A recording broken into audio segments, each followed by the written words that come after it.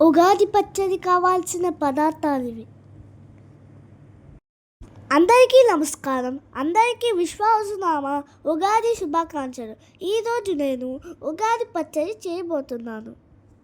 కావాల్సిన పదార్థాలు: చింతపండు పులుసు, ఉప్పు, మిరియాల పొడి, వేపపూత, బెల్లం, మామిడికాయలు. మొదటిగా చింతపండు పులుసు. తర్వాత చిటికెడు ఉప్పు, చిటికెడు మిరియాలు.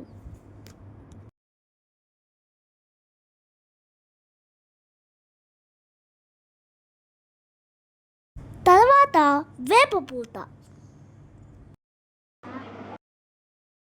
ఆ తర్వాత బెల్లం.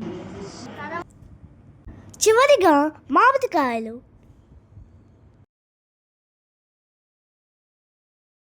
ఇప్పుడు అన్నిటినీ కలుపుకోవాలి.